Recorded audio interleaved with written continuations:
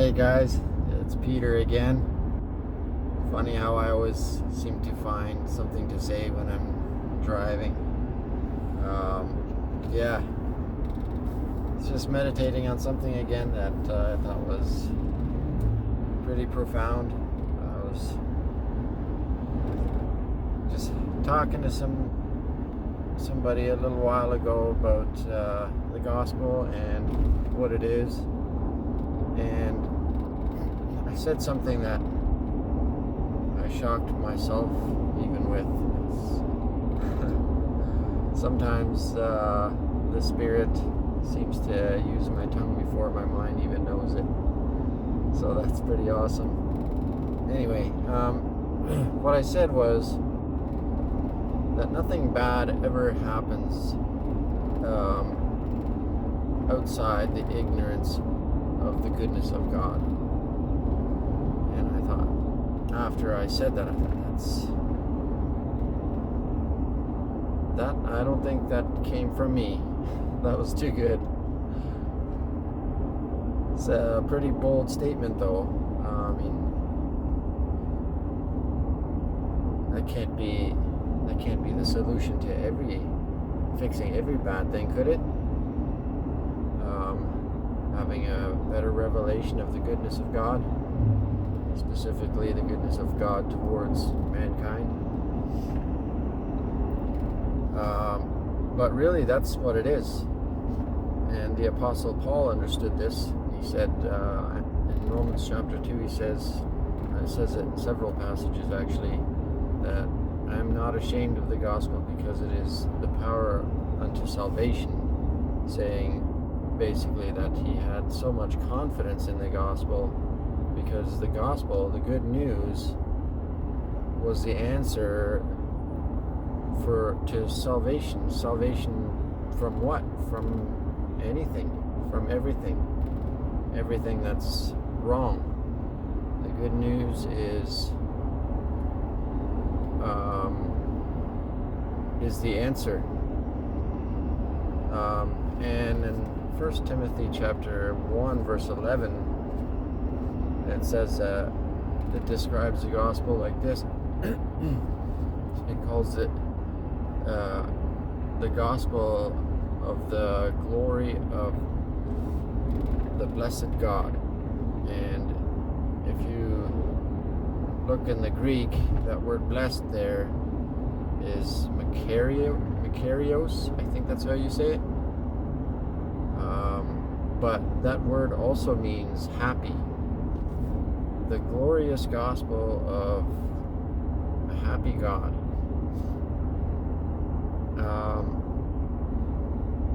This gospel that Paul was not ashamed of, that he was so confident of and was ready to share at any time in any circumstance. It was the good news about a happy God, the glory of a happy God, because glory just means what God excels in, or what you would excel in, or you would have an excess of, or that you would major in. So God majors out of his happiness. There's power in knowing that God is a happy God and he's happy towards you, and he has very good intentions towards you. And if we would just get this past our skulls and then even past our minds and just enter our hearts, I believe that would start to fix every area in our lives that did not look exactly like heaven.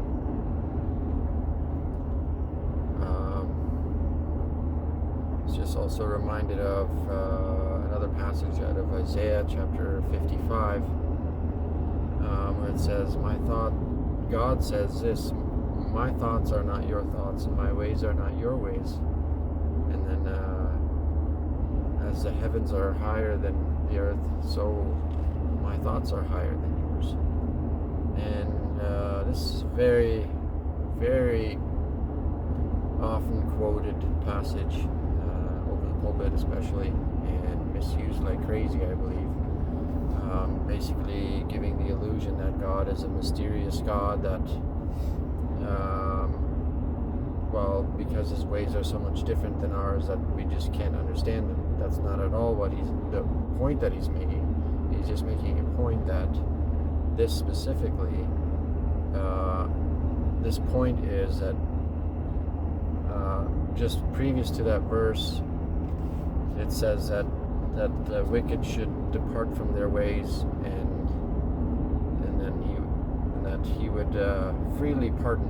And even that can be misunderstood, saying that we need to quit doing evil, and then God would pardon us. But then that also wouldn't make sense, because then he wouldn't be freely pardoning us. We would be giving up, or we would be doing something in order to gain that pardon. It wouldn't be considered a free pardon.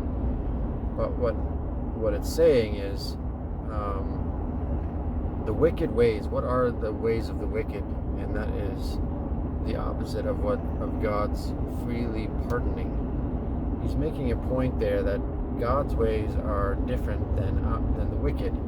The wicked's ways are not to pardon. The wicked's ways are to exact revenge, to deal out justice. We even portray God this way, because God is a just God. But how is he just, though?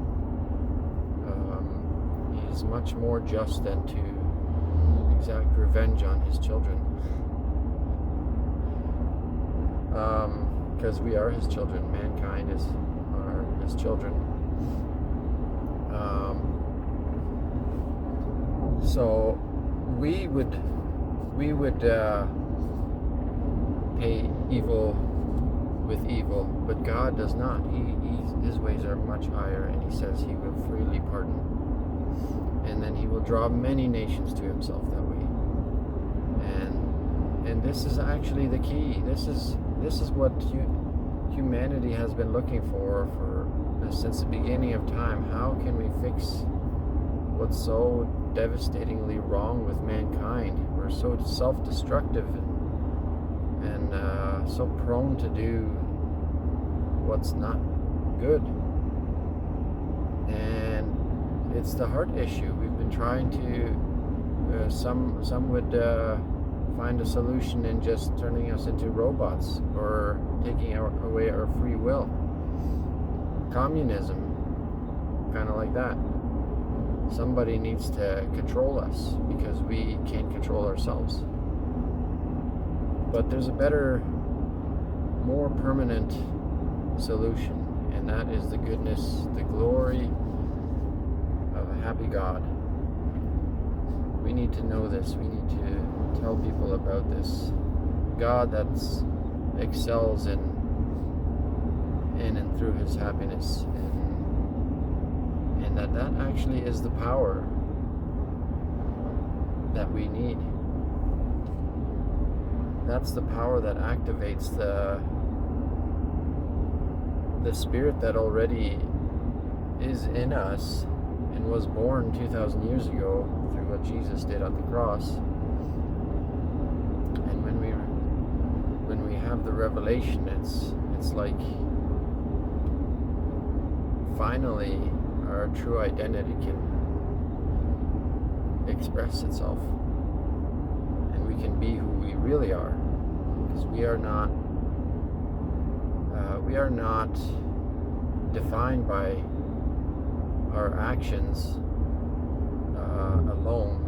I mean, when we have our true identity, our actions that come out of that revelation will give a more clear definition or picture of who we are, and so we could be defined by them in that sense. But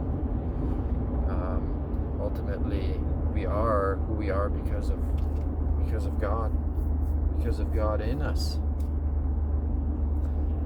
Christ in us is the hope of glory, and he is in us. And that's what we need to renew our minds to. And yeah.